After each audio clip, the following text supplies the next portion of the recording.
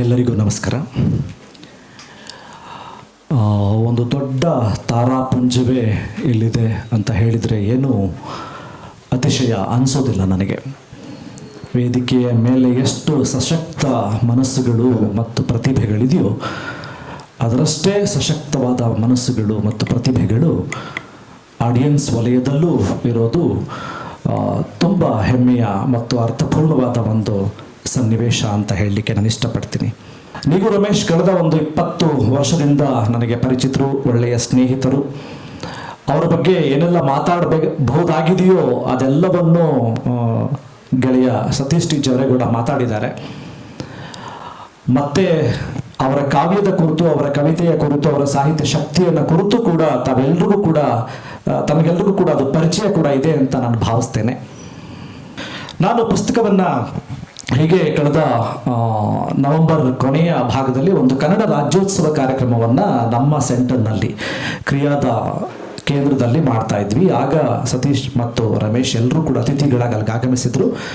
So ಅಲ್ಲಿಂದ ಆಚೆಗೆ ಈ ಪುಸ್ತಕದ ಕುರಿತಾದಂಥ ಚರ್ಚೆಗಳು ಪ್ರಾರಂಭ ಆಗಿ ಕೊನೆಗೆ ಬಿಡುಗಡೆಯ ಜವಾಬ್ದಾರಿಯನ್ನು ಮತ್ತು ಅವಕಾಶವನ್ನು ರಮೇಶ್ ಮತ್ತು ಅವರ ತಂಡದವರು ನಮ್ಮ ಕ್ರಿಯಾ ಸಂಸ್ಥೆಗೆ ಕೊಟ್ಟರು. ಅದಕ್ಕೆ ನಾನು ನಿಮಗೆ ಧನ್ಯವಾದ ತಿಳಿಸ್ತೀನಿ ಸರ್. ಈ ಮೂಲಕ ಸಾಹಿತ್ಯ ಲೋಕದಲ್ಲೂ ಒಂದು ರೀತಿಯಲ್ಲಿ ಕ್ರಿಯಾ ಸಾಮಾಜಿಕ ಕಾರ್ಯಚಟುವಟಿಕೆಗಳಲ್ಲಿ ತುಂಬ ತೀಕ್ಷ್ಣವಾಗಿ ತೊಡಗಿಸ್ಕೊಂಡಿದ್ರು. ಯುವ ಮನಸ್ಸುಗಳನ್ನು ಪ್ರೇರೇಪಿಸ್ತಾ ಇದ್ರು. ಸ್ಪರ್ಧಾತ್ಮಕ ಪರೀಕ್ಷೆಗಳಿಗೆ ಉಚಿತವಾಗಿ ತರಬೇತಿ ಕೊಡ್ತಾ ಇದ್ರು.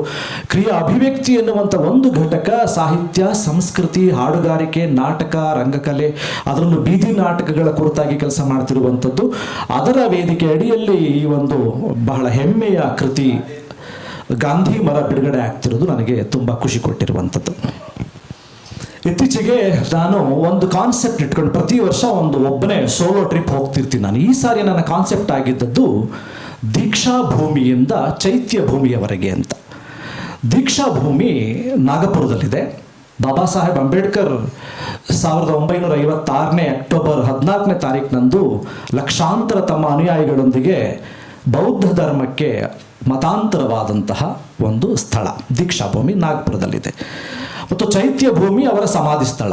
ಈ ನಡುವಿನ ಪ್ರವಾಸ ನನಗೆ ತುಂಬ ಅರ್ಥಗರ್ಭಿತ ಅನ್ನಿಸ್ತಾ ಇತ್ತು.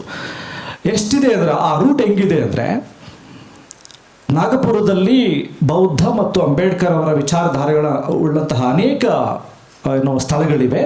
ಅಲ್ಲಿಂದ ಕೇವಲ 60-70 ಕಿಲೋಮೀಟರ್ನಲ್ಲಿ ವಾರ್ಧಾ ಜಿಲ್ಲೆ ಬರುತ್ತೆ.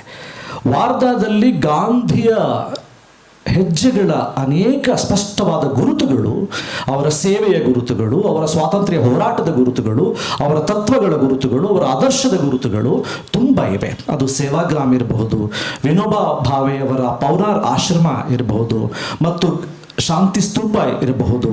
ಇಂತಹ ಅನೇಕ ಸ್ಥಳಗಳು ಅಲ್ಲಿ ವಾರ್ಧಾದಲ್ಲಿದೆ. ಅಲ್ಲಿಂದ ಮುಗಿಸ್ಕೊಂಡು ಮುಂದೆ ಹೋದರೆ ಒಂದು 6-7 ಗಂಟೆಗಳ ಜರ್ನಿ. ಅದು ಜಲಗಾಂವ್ ಅಂತ ಒಂದು ಊರು ಸಿಗತ್ತೆ. ಜಲಗಾಂವ್ನಲ್ಲಿ ಇಡೀ ವಿಶ್ವ ಕಂಡು ಕೇಳರಿಯದ ಒಂದು ಪುಟ್ಟ ಅಚ್ಚರಿಯಲ್ಲಿ ಮಾಡಿದ್ದಾರೆ. ಏನಂದರೆ, ಮಹಾತ್ಮ ಗಾಂಧಿಯವರನ್ನು ಕುರಿತಾದಂತಹ ಒಂದು ಡಿಜಿಟಲ್ ಮ್ಯೂಸಿಯಮನ್ನು ಮಾಡಿದ್ದಾರೆ ಅಲ್ಲಿ. ಇದು ಇಡೀ ವಿಶ್ವದಲ್ಲೇ ಗಾಂಧಿಯವರು ಅಷ್ಟೇ ಅಲ್ಲ, ಯಾವುದೇ ವ್ಯಕ್ತಿಯ ಕುರಿತಾಗಿ, ಯಾವುದೇ ವಿಷಯದ ಕುರಿತಾಗಿ ಅಷ್ಟೊಂದು ಸುಂದರವಾದ ಮತ್ತು ತುಂಬ ಪರಿಣಾಮಕಾರಿಯಾದಂತಹ ಒಂದು ಡಿಜಿಟಲ್ ಮ್ಯೂಸಿಯಂ ಇಲ್ಲ. ಅಷ್ಟು ತುಂಬ ಚೆನ್ನಾಗಿ ಮಾಡಿದ್ದಾರೆ. ದಟ್ ಇಸ್ ಕಾಲ್ಡ್ ಗಾಂಧಿ ತೀರ್ಥ ಅಂತ. ಗಾಂಧಿ ತೀರ್ಥದ ಒಳ ಹೊಕ್ಕರೆ ಕನಿಷ್ಠ ಒಂದು 6 ಗಂಟೆಗಳ ಸಮಯವನ್ನು ಹಿಡಿಯುತ್ತೆ ನಮಗೆ. ನನಗೆ ತುಂಬ ಆಕರ್ಷಣೀಯವಾದದ್ದು, ಒಳಗಡೆ ಹೋಗ್ತಾ ಅಲ್ಲಿ ಪ್ರಯಾಣ ಮಾಡ್ತಾ ಪ್ರತಿಯೊಂದು ನಮ್ಮ ಕಿವಿಗೆ ಹಾಕಿ ಸ್ಪೀಕರ್ನ ಇಟ್ಟು ಮುಂದೆಗಡೆ ಡಿಜಿಟಲೈಸ್ಡ್ ಸೀನ್ಗಳನ್ನು ಮತ್ತು ಪ್ರತಿಮೆಗಳನ್ನು, ತುಂಬ ಅದ್ಭುತವಾದ ಕಲಾಕೃತಿಗಳನ್ನು, ಗಾಂಧೀಜಿಯವರ ಹೋರಾಟ ಮತ್ತು ವೈಯಕ್ತಿಕ ಜೀವನದ ಕುರಿತಾದ ಅನೇಕ ಇಮೇಜ್ಗಳನ್ನು, ಅಲ್ಲಿ ರೂಪಕಗಳನ್ನು ಅವರು ಪ್ರತಿಮೆಗಳ ಮೂಲಕ ಅಥವಾ ಡಿಜಿಟಲೈಸ್ಡ್ ಮೂವಿ ಮೂಲಕ ತುಂಬ ಸ್ಪಷ್ಟವಾಗಿ ಕಟ್ಟಿಕೊಡ್ತಾರೆ. ಆದರೆ ನನಗೆ ಅಲ್ಲಿ ತುಂಬ ಇಷ್ಟವಾಗಿದ್ದು ಅಲ್ಲೊಂದು ಗಾಂಧಿ ಮರ ಅಂತ ಮಾಡಿದ್ದಾರೆ. ಆ ಇಡೀ ಮ್ಯೂಸಿಯಂನ ದೊಡ್ಡ ಆಕರ್ಷಣೆಯೇ ಗಾಂಧಿ ಮರ. ಗಾಂಧಿ ಟ್ರೀ ಅಂತ ಅದಕ್ಕೆ ಇಟ್ಟಿದ್ದಾರೆ. ಗಾಂಧಿ ಟ್ರೀ, ಆಮೇಲೆ ಗಾಂಧಿಯ ಹಂದರ, ಗಾಂಧಿಯ ಚಪ್ಪರ, ಈ ಥರದ ಅನೇಕ ಪರಿಕಲ್ಪನೆಗಳನ್ನು ಆಗ ಕೂಡಲೇ ನೆನಪಾದದ್ದು ನನಗೆ ಈ ಗಾಂಧಿ ಮರ. ಅಂದರೆ ಎಷ್ಟು ಚೆನ್ನಾಗಿದೆ. ಅವರು ಒಂದಷ್ಟು ರೆಂಬೆ ಕೊಂಬೆಗಳನ್ನು ಇಟ್ಟು ಸತೀಶ್ ಹೇಳಿದ ಹಾಗೆ ಈಚು, ಹಣ್ಣು, ಕಾಯಿ, ಹೂವು, ಎಲೆ, ಚಿಗುರು ಈ ಎಲ್ಲವನ್ನು ಅಲ್ಲೂ ಕೂಡ ಮಾಡಿದರೆ ಅದೆಲ್ಲವೂ ಡಿಜಿಟಲೈಸ್ ಆಗಿದೆ. ಒಂದೊಂದು ಕಡೆ ಹೋಗಿ ಕ್ಲಿಕ್ ಮಾಡ್ತು ಅಂದರೆ ಅವರ ಒಂದು ಬಯೋಗ್ರಫಿಯ ಅನಾವರಣ ಆಗತ್ತೆ. ಒಂದು ಸೀನ್ ಅನಾವರಣ ಆಗತ್ತೆ. ಅದನ್ನು ತುಂಬ ಚೆನ್ನಾಗಿ ಹಿಂದಿ, ಮರಾಠಿ ಮತ್ತು ಇಂಗ್ಲೀಷ್ನಲ್ಲಿ ನಮಗೆ ಹೇಳುವಂತಹ ಒಂದು ಡಿಜಿಟಲ್ ಇದು ಸ್ಪೀಕರ್ ಕೂಡ ಹಾಕ್ಬಿಟ್ಟಿರ್ತಾರೆ, ಇಯರ್ಫೋನ್ ಕೂಡ ಹಾಕ್ಬಿಟ್ಟಿರ್ತಾರೆ.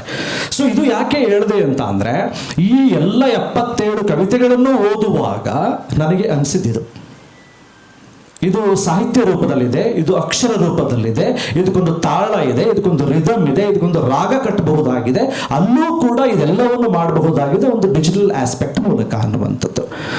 ಸೊ ಒಟ್ಟಾರೆ ಗಾಂಧಿ ಮರದ ಪರಿಕಲ್ಪನೆಯನ್ನ ಗೆಳೆಯರು ಬಹಳ ಸ್ಪಷ್ಟವಾಗಿ ತಗೊಂಡಿದ್ದಾರೆ. ಸರ್ ಹೇಳಿದ ಹಾಗೆ ಗಾಂಧಿ ಮರವೇ ಒಂದು ಪ್ರಧಾನ ಕವಿತೆಯನ್ನಾಗಿ ಇಟ್ಕೊಳ್ಳಬಹುದಾದಂಥ ಒಂದು ವಿಚಾರ ಇಲ್ಲಿದೆ ನನಗೆ.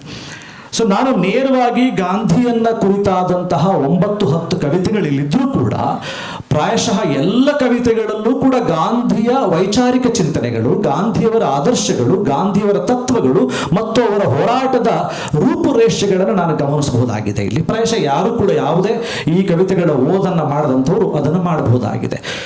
ಇತ್ತೀಚೆಗೆ ಕವಿತೆಗಳು ಗಟ್ಟಿತನವನ್ನು ಕಳೆದುಕೊಳ್ಳುತ್ತಿರುವುದರ ಬಗ್ಗೆ ಜೈಪುರ ಸಾಹಿತ್ಯ ಜಾತ್ರೆಯಲ್ಲಿ ಚರ್ಚೆ ಆಗ್ತಾ ಇದೆ. ಅದಷ್ಟೇ ಅಲ್ಲ, ಅನೇಕ ಅಂತಾರಾಷ್ಟ್ರೀಯ ಆನ್ಲೈನ್ ಪ್ಲಾಟ್ಫಾರ್ಮ್ಗಳಲ್ಲಿ, ಅಂದರೆ ಲಿಟರರಿ ಪ್ಲಾಟ್ಫಾರ್ಮ್ಗಳಲ್ಲಿ ಈ ವಿಷಯ ಸ್ಪಷ್ಟವಾಗಿ ಚರ್ಚೆ ಆಗ್ತಾ ಇದೆ. ಏನು ಚರ್ಚೆ ಆಗ್ತಾ ಇದೆ? ಕವಿತೆಗಳು ಈಗ ಅಷ್ಟು ಗಟ್ಟಿತನವನ್ನು ಉಳಿಸ್ಕೊಂಡಿಲ್ಲ, ಅಲ್ಲೂ ಜಾಳುತನ ಇದೆ. ಅನೇಕ ರೀಸನ್ಗಳನ್ನು ಕೂಡ ಕೊಟ್ಟಿದ್ದಾರೆ. ಅವ್ರು ಏನು ಮಾಡ್ತಾರೆ, ಕಾವ್ಯ ಸೃಷ್ಟಿಯ ಸವಾಲುಗಳನ್ನು ಕುರಿತು ಬಹಳ ಗಂಭೀರವಾಗಿ ಚರ್ಚೆ ಮಾಡ್ತಾ ಹೋಗ್ತಾರೆ ಆ ಪ್ಲಾಟ್ಫಾರ್ಮ್ಗಳಲ್ಲಿ. ಏನು ನನಗೆ ರಮೇಶರ ಕವಿತೆಗಳನ್ನು ಓದುವಾಗ ಪ್ರಾಯಶಃ ಅದಕ್ಕೆಲ್ಲದಕ್ಕೂ ಉತ್ತರವಾಗಿ ಕವಿತೆಗಳು ಬಂದಿವೆ ಅಂತ ಅನ್ಸಿದ್ರೆ ನೀವು ಯಾರು ಅತಿಶಯ ಅಂತ ಅನ್ಕೊಳ್ಬೇಕಾಗಿಲ್ಲ. ನೀವು ಬಹಳ ಶ್ರೇಷ್ಠವಾದ ಬರಹಗಾರರು ಅಂತ ಹೇಳಿದ್ರು ಅದರಲ್ಲಿ ತುಂಬ ನೀವೆಲ್ಲರೂ ಅಥವಾ ನಾವೆಲ್ಲರೂ ಏನು ರಮೇಶ್ ಅಷ್ಟೊಂದು ದೊಡ್ಡ ವ್ಯಕ್ತಿನ ಖಂಡಿತ ಹಾಗೇನು ಭಾವಿಸೋ ಅವಶ್ಯಕತೆ ಇಲ್ಲ. ಇಲ್ಲಿ ಪ್ರತಿ ಕವಿತೆಗಳು ಅತ್ಯಂತ ಸಶಕ್ತವಾದ ಧ್ವನಿಯನ್ನು ಅತ್ಯಂತ ಧ್ವನಿಪೂರ್ಣವಾಗಿ ಪ್ರತಿಬಿಂಬಿಸೋ ಪ್ರಯತ್ನವನ್ನು ಮಾಡಿವೆ. ಅವರು ಬಹಳ ಚೆನ್ನಾಗಿ ಹೇಳ್ತಾರೆ, ಪಟ್ಟಿ ಮಾಡ್ತಾರೆ, ನೀವು ಹಂಗೆ ಗಮನಿಸಬಹುದು ಮುಂದೆ ಈ ಕವಿತೆಗಳನ್ನ ಓದುವಾಗ. ನೀವು ಒಂದು ಕಾವ್ಯಸೃಷ್ಟಿಯ ಸವಾಲುಗಳನ್ನು ಕುರಿತು ಅಂತಾರಾಷ್ಟ್ರೀಯ ವೇದಿಕೆಯಲ್ಲಿ ಚರ್ಚೆ ಆಗ್ತಿರುವಂಥ ವಿಷಯ, ಬಹಳ ಟೆಕ್ನಿಕಲ್ ಆದಂಥ ಸಮಸ್ಯೆಗಳಿವೆ ಬಿಡಿ. ಓದುಗರ ಸಂಖ್ಯೆ ಕ್ಷೀಣ. ಮೊನ್ನೆ ಸತೀಶ್ ಕೂಡ ಇದನ್ನೇ ಮಾತಾಡ್ತಾ ಇದ್ವಿ. ಎಷ್ಟೋ ಸಾರಿ ಮೀನಾ ಮೈಸೂರು ನಮ್ಮ ಕವಿಗೋಷ್ಠಿಯನ್ನು ಉದ್ಘಾಟನೆ ಮಾಡಲಿಕ್ಕೆ ಬಂದಿದ್ರು ಕ್ರಿಯಾದಲ್ಲಿ. ಅವರು ಕೂಡ ಹೇಳಿದರು, ಕವಿತೆಗಳನ್ನು ಓದುವವರ ಸಂಖ್ಯೆಗಿಂತ ಕವಿತೆಗಳನ್ನು ಬರೆಯುವವರ ಸಂಖ್ಯೆ ಜಾಸ್ತಿ ಆಗಿದೆ ಇವತ್ತು, ಅದರಲ್ಲೂ ಆನ್ಲೈನ್ ಪ್ಲಾಟ್ಫಾರ್ಮ್ಗಳಲ್ಲಿ, ಫೇಸ್ಬುಕ್ಗಳಲ್ಲಿ, ಇನ್ಸ್ಟಾಗ್ರಾಮ್ಗಳಲ್ಲಿ ಅನ್ನುವಂಥದ್ದು. ಸೊ ಎನಿವೆ ಓದುಗರ ಸಂಖ್ಯೆ ಕ್ಷೀಣ ಆಗಿದೆ, ಅದು ಬಿಡಿ. ಆದರೆ ಸಮಸ್ಯೆ ಏನಂತ ಅಂದರೆ, ಬಹಳ ದೊಡ್ಡದಾಗಿ ಗುರುತಿಸಿರುವಂಥದ್ದು ಗದ್ಯ ಪ್ರಾಕಾರದ ಪ್ರಾಬಲ್ಯ. ಇತ್ತೀಚಿನ ದಿನಗಳಲ್ಲಿ ಗದ್ಯ ತುಂಬ ಪ್ರಾಬಲ್ಯವನ್ನು ಗಳಿಸ್ಕೊತಾ ಇದೆ, ಹಾಗಾಗಿ ಕಾವ್ಯ ಎಲ್ಲೋ ಕ್ಷೀಣ ಆಗ್ತಾ ಇದೆ. ಇಂತಹ ವಿಚಾರಗಳು ಕೂಡ ಚರ್ಚೆ ಆಗಿವೆ. ಮತ್ತು ಕವಿಗಳ ಆಂತರ್ಯದ ಸಮಸ್ಯೆಗಳನ್ನ ಕುರಿತು ಚರ್ಚೆ ಆಗ್ತಾ ಇದೆ. ಏನು ಅಧ್ಯಯನದ ಕೊರತೆ ಆಗಿರುವಂಥದ್ದು ಕವಿತೆಗಳಲ್ಲಿ, ಕವಿಗಳಲ್ಲಿ ಅನುಭವದ ಕೊರತೆ, ಅನುಭವಕ್ಕೆ ತಮ್ಮಂತ ಒಡ್ಕೋತಿಲ್ಲ, ದಿಢೀರ್ ಜನಪ್ರಿಯಗೊಳ್ಳಬೇಕನ್ನುವಂಥ ಒಂದು ನಿಲುವುಗಳು, ತೀವ್ರವಾದ ಕೆಲಸವನ್ನು ಮಾಡದೇ ಇರುವಂತಹ ಒಂದು ಅಸ್ಪಷ್ಟವಾದಂತಹ ಒಂದು ಧೋರಣೆ, ಇದು ಕೂಡ ಕಾರಣ ಆಗ್ತಿರುವಂಥದ್ದು. ಪರಿಣಾಮಕಾರಿಯಾದ ಭಾಷೆಯನ್ನು ಬಳಕೆ ಮಾಡದೇ ಇರುವಂಥದ್ದು, ಯಾವುದೋ ಕೃತಕ ಭಾಷೆಯನ್ನು ಬಳಕೆ ಮಾಡ್ತಾ ಭಾವಕ್ಕಿಂತ ಭಾಷೆಗೆ ಹೆಚ್ಚು ಒತ್ತು ಕೊಟ್ಟು ಅದನ್ನು ಅಲಂಕೃತವಾಗಿ ನೋಡುವಂಥ ಒಂದು ಪ್ರಯತ್ನ ಆಗ್ತಾ ಇರುವಂಥದ್ದು. ಆಮೇಲೆ ಹೊಸ ಮಾದರಿಗೆ ಒಗ್ಗಿಸಿಕೊಳ್ಳದೇ ಇರುವಂಥದ್ದು. ಅಫ್ಕೋರ್ಸ್ ಈಗ T.S. ಎಲಿಯಟ್ ಹೇಳ್ತಾರೆ ಇಂಡಿವಿಜುವಲ್ ಟ್ಯಾಲೆಂಟ್ ಕುರಿತಾಗಿ ಮತ್ತು ಟ್ರೆಡಿಷನ್ ಕುರಿತಾಗಿ. ಹಾಗಂತ ಹೇಳಿ ಹಳೆಯದನ್ನೇ ತಂದುಬಿಡ್ಬೇಕಂದ್ರೆ ಹೌದು, ಹಳೆಯದರ ಅಧ್ಯಯನ ಬೇಕು, ಹೊಸ ಮಾದರಿಯನ್ನು ತೆರೆದುಕೊಳ್ಬೇಕು ಅಥವಾ ತೆರೆಕೋಬೇಕು ಅದಕ್ಕೆ ಅನ್ನುವಂಥ ವಿಚಾರ. ಆ್ಯಂಡ್ ಬಹಳ ಪ್ರಮುಖವಾಗಿ ವಿಷಯ ವಸ್ತುಗಳ ಆಯ್ಕೆಗಳಲ್ಲಿ ಸಮಸ್ಯೆ ಇದೆ, ದೋಷ ಇದೆ ಅಂತ. ನನಗೆ ಈ ಎಲ್ಲದಕ್ಕೂ ರಮೇಶರ ಗಾಂಧಿ ಮರದಲ್ಲಿ ಉತ್ತರ ಸಿಕ್ಬಿಡ್ತು ನನಗೆ. ಈಗ ಇವರಿಗೆ ಅಧ್ಯಯನದ ಕೊರತೆ ಕಾಣಿಸ್ತಾ ಇಲ್ಲ, ತುಂಬ ಸುದೀರ್ಘವಾದ ಅಧ್ಯಯನ ಇದೆ. ಈ ಗಾಂಧಿ ಮರದ ಎಲ್ಲ ಕವಿತೆಗಳು ಕೂಡ ಸ್ಪಷ್ಟವಾದ ಅಧ್ಯಯನದ ಹಿನ್ನೆಲೆಯಿಂದಲೇ ಓಡಮೂಡಿವೆ ಅಂತ ನಾನು ಭಾವಿಸ್ತೇನೆ ಅದನ್ನು, ಮತ್ತು ಸತ್ಯ ಕೂಡ ಅದು. ಅನುಭವದ ಕೊರತೆ ಇಲ್ಲ. 50 ದಾಟಿರುವ ಬಹಳ ಮೆಚ್ಯೂರ್ ಆಗಿರುವಂಥ ಒಂದು ನೆಲೆಗಟ್ಟಲ್ಲಿ ನಿಂತು ರಮೇಶ್ ಈ ಕೆಲಸವನ್ನು ಮಾಡ್ತಾರೆ. ಮತ್ತು ಭಾಷಾ ಬಳಕೆ ಬಹಳ ಸ್ಪಷ್ಟವಾಗಿದೆ. ಅಲ್ಲಿ ಗ್ರಾಮ್ಯ ಭಾಷೆ ಇದೆ, ಅಲ್ಲಿ ಒಂದು ಕಡೆ ನಗರದ ಆಡಂಬರದ ಉಳ್ಳಂತಹ ಭಾಷೆಯೂ ಇದೆ. ಅಷ್ಟೇ ಪರಿಣಾಮಕಾರಿಯಾಗಿ ಪಾರಿಭಾಷಿಕ ಶಬ್ದಗಳನ್ನು ಅದೆಷ್ಟೋ ಅವಾಯ್ಡ್ ಮಾಡಿ, ಅಂದರೆ ಅದನ್ನು ತುಂಬ ತಡೆಗಟ್ಟಿ ಕನ್ನಡದ ತುಂಬ ಪರಿಣಾಮಕಾರಿಯಾದ ಪದಗಳ ಪ್ರಯೋಗವನ್ನು ತುಂಬ ಸ್ಪಷ್ಟವಾಗಿ ಮಾಡಿರುವಂಥದ್ದಿದೆ. ಆಮೇಲೆ ಹೊಸ ಮಾದರಿಗೆ ಒಗ್ಗಿಸ್ಕೊಂಡಿದ್ದಾರೆ. ಇಂಗ್ಲಿಷ್ ಪದಗಳನ್ನ ಹಾಕಿರ್ತಾರೆ. ಮಡಿವಂತಿಕೆ ತೋರಿಲ್ಲ ಇವರ ಕವಿತೆಗಳಲ್ಲಿ. ಇವರು ಯಾವ ಕವಿತೆಗಳಲ್ಲೂ ಮಡಿವಂತಿಕೆಗಳನ್ನು ತೋರಿಲ್ಲ. ಇವರು ಅದನ್ನು ತುಂಬ ಸ್ಪಷ್ಟವಾಗಿ ಬಿಟ್ಬಿಟ್ಟಿದ್ದಾರೆ. ಹಾಗೇನೆ ಅದು ಹೇಗೆ ಭಾವ ಲಹರಿಯಾಗಿ ಹರಿದು ಬರ್ತದೋ ಹಾಗೆ ಅದನ್ನು ಬಿಟ್ಟಿದ್ದಾರೆ. ಮತ್ತು ವಿಷಯ ವಸ್ತುಗಳ ಆಯ್ಕೆ ಬಹಳ ನನಗೆ ತುಂಬ ಇಷ್ಟವಾದದ್ದೇ. ಇಲ್ಲಿ ಇವರು ಆಯ್ಕೆ ಮಾಡಿರ್ತಕ್ಕಂಥ ವಿಷಯ ವಸ್ತುಗಳು, ಅದು ಕೊರೋನಾ ಇರಬಹುದು, ಅಥವಾ ಅಪ್ಪನ ಕುರಿತಾದಂಥ ಕವಿತೆ ಇರ್ಬೋದು, ಅಮ್ಮನ ಕುರಿತಾದಂಥ ಕವಿತೆ ಇರ್ಬೋದು, ತನ್ನ ಸಂಗಾತಿಯನ್ನ ಕುರಿತಾದಂಥ ಕವಿತೆ ಇರ್ಬೋದು, ವಿದ್ಯಾರ್ಥಿಗಳ ಬಗ್ಗೆ ಬರೆದಿದ್ದಿರ್ಬೋದು, ಅಧ್ಯಾಪನ ಮತ್ತು ಶಿಕ್ಷಣದ ಕುರಿತಾಗಿ ಬರೆದ ಕವಿತೆಗಳಿರ್ಬೋದು. ಇದೆಲ್ಲವನ್ನು ಕೂಡ ಸಮಕಾಲೀನ ಅಥವಾ ವರ್ತಮಾನದ ಎಲ್ಲ ಕಾಲಘಟ್ಟಕ್ಕೆ ಒಗ್ಗಿಕೊಳ್ಳುವಂಥ ಅನೇಕ ಹೊಸ ಮಾದರಿಯ ವಿಷಯ ವಸ್ತುಗಳನ್ನು ರಮೇಶ್ ಆಯ್ಕೆ ಮಾಡಿಕೊಂಡಿದ್ದಾರೆ. ಮತ್ತು ಆಂತರಿಕ ಗೊಂದಲಗಳು ಇದೆ ಅಂತ ಅನ್ನೋದು ಒಂದು ಪ್ಲಾಟ್ಫಾರ್ಮಲ್ಲಿ ಚರ್ಚೆ ಆಗ್ತಿರುವಂಥ ವಿಷಯ. ನನಗನ್ಸುತ್ತೆ ಇವರು ಯಾವ ಕವಿತೆಗಳಲ್ಲೂ ಗೊಂದಲಗಳಿಲ್ಲ, ಸಿನಿಕತನಗಳಿಲ್ಲ ಮತ್ತು ಆಶಾಭಾವನೆ ಇದೆ. ಯಾವ ಕವಿತೆಗಳು ನೆಗೆಟಿವ್ ಶೇಡನ್ನು ಇಟ್ಟುಕೊಂಡು ಕೊನೆಗೊಂಡಿಲ್ಲ. ಇಲ್ಲಿ ನಕಾರಾತ್ಮಕವಾದಂತಹ ಅಥವಾ ಒಂದು ದುರಂತವನ್ನು ಇಟ್ಟುಕೊಂಡಂತಹ ಕೊನೆ ಆಗಿಲ್ಲ. ಇಲ್ಲಿ ಕೊನೆಯಲ್ಲಿ ಓದೋ ಕಾಲಕ್ಕೆ ತಳಮಳ ಇದೆ, ಒಂದು ಗೊಂದಲ, ಅವರೊಳಗಡೆ ಒಂದು ಆತಂಕ ಇದೆ, ಒಂದು ಹುಡುಕಾಟ ಇದೆ. ಎಲ್ಲ ಕವಿತೆಗಳಲ್ಲೂ ಸ್ಪಷ್ಟವಾದ ಹುಡುಕಾಟ ಇದೆ. ಹಾಗೆ ಈ ಆನ್ಲೈನ್ನಲ್ಲಿ ಇಷ್ಟೊಂದೆಲ್ಲ ಚರ್ಚೆ ಆಗ್ತಿರುವಂಥ ಎಲ್ಲ ವಿಷಯಗಳಿಗೆ ನನಗೆ ಒಂದು ಪುಸ್ತಕ, ಅದರೊಳಗಿನ ಕವಿತೆಗಳು ಉತ್ತರ ಕೊಡ್ತವೆ ಅನ್ನೋದಾದರೆ ಪ್ರಾಯಶಃ ನಾವೆಲ್ಲರೂ ಭಾವಿಸಬಹುದಾಗಿದೆ. ಎಷ್ಟು ಸಶಕ್ತವಾದ ಒಂದು ಕವಿತಾ ಸಂಕಲನ ಗಾಂಧಿ ಮರ ಅನ್ನುವಂಥದ್ದು. ಸೊ ನಾನು ನೊಬೆಲ್ ಪ್ರಶಸ್ತಿ ಅಲ್ಲೂ ಮೆನ್ಷನ್ ಮಾಡಿದೆ, ಇದು ಅರ್ಥಪೂರ್ಣ ಅಂತ ಭಾವಿಸ್ತೀನಿ.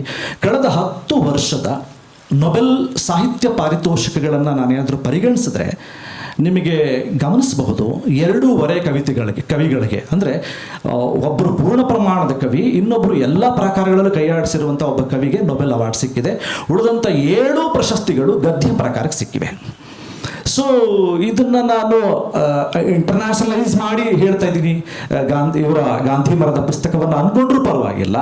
ನಾನು ತೌಲನಿಕವಾಗಿ ರಾಜ್ಯ ಮಟ್ಟದ, ರಾಷ್ಟ್ರ ಮಟ್ಟದ ಮತ್ತು ಅಂತಾರಾಷ್ಟ್ರೀಯ ಮಟ್ಟದ ಸಾಹಿತ್ಯವನ್ನು ಗಣನೆಯಲ್ಲಿಟ್ಟುಕೊಂಡು ನಾನು ಮಾತಾಡ್ತಿರುವಂಥದ್ದು ಪ್ರಾಯಶಃ ಇಲ್ಲಿಗೆ ನನಗೆ ಪ್ರಸ್ತುತ ಅಂತ ನಾನು ಭಾವಿಸ್ತೀನಿ.